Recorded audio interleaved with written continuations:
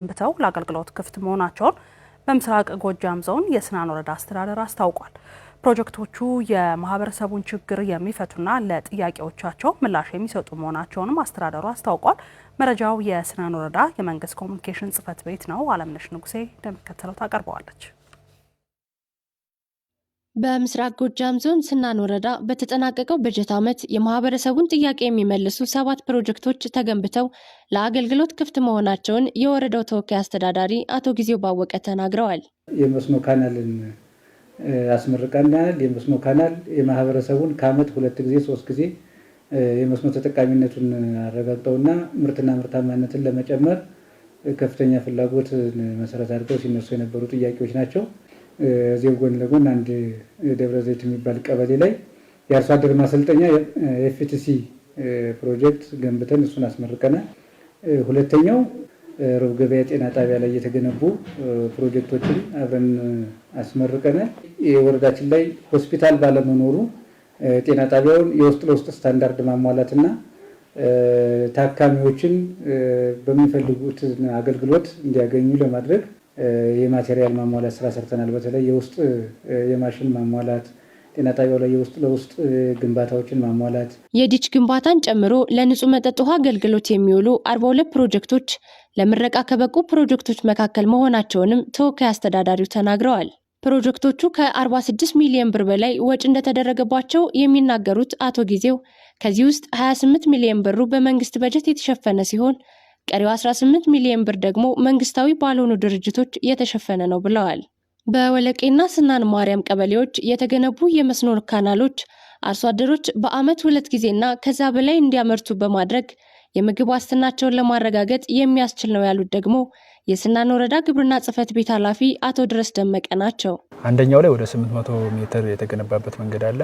ወደ ወለቄ ላይ ደግሞ ከእቅዳችን በላይ እቅዳችን ወደ 550 ነበር። ከእቅዳችን በላይ ወደ 590 ሜትር የተገነባበት መንገድ አለ። ይሄም ግንባታው አልቆ በተለይ የወለቄው ለአገልግሎት ለተጠቃሚዎች ተረካከቡበት መንገድ አለ። ስናን ማርያም ርክክብ ነው የቀረን እንጂ ኦልሞስት ወደ መጨረሱ ላይ ደርሰናል። ይሄም እዛ አካባቢ ላይ በጣም በችግር ሁኔታ በተለይ የውሃ እጥረት ኖሮባቸው ለማልማት እየፈለጉ ግን ማልማት ያልቻሉ ብዙ አርሶ አደሮች አሉ።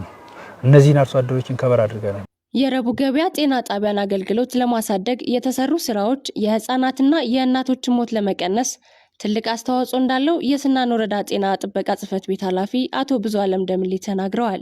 ረቡ ገበያ ጤና ጣቢያ ወረዳው የሚገኝና እንደ ሪፈራልም ጭምር ሆኖ አገልግሎት እየሰጠ ያለ ተቋማችን ነው። ይህንንም መሰረት በማድረግ የህፃናት ህክምና ክፍል አንድ ብሎክ በተሻለ መልኩ ተሰርቷል። በሁለተኛ ደረጃ የውስጥ ለውስጥ የመስመሮችን ማስተካከል ስራና ውሃ 24 ሰዓት ወረዳው ካለ የሚያገኝበትን መንገድ ማድረግ ችለናል። በሶስተኛ ደረጃ ኦአር ክፍል ወይም ሰርጀሪ ክፍል እሱንም የማስተካከል ስራ የጥገና ስራ ሰርተናል። በስርዓተ ምግብ የተጎዱ ህፃናት ከዚህ ቀደም ለህክምና ወደ ማርቆስ ይላኩ እንደነበር ያስታወሱት ኃላፊው የተገነባው የህፃናት ህክምና ክፍል ህፃናት እስከ 1 ወር ተኝተው የሚታከሙበትን እድል የፈጠረ ነው ብለዋል። የአልትራሳውንድ አገልግሎት መጀመሩም የነፍሰ ጡር እናቶችን ጤንነት ለመከታተል እንዳስቻለም አቶ ብዙ አለም ተናግረዋል። የተከበራችሁ የሰዓቱን ዜና ከማጠቃለላችን በፊት አበይት ነጥቦችን እናስታውሳችሁ። የብሔር ብሔረሰቦችና ህዝቦች ቀን አንድነትና ወንድማማችነት የሚረጋገጥበት በዓል ነው ሲሉ አፈ ጉባኤ አገኘሁ ተሻገር መናገራቸው፣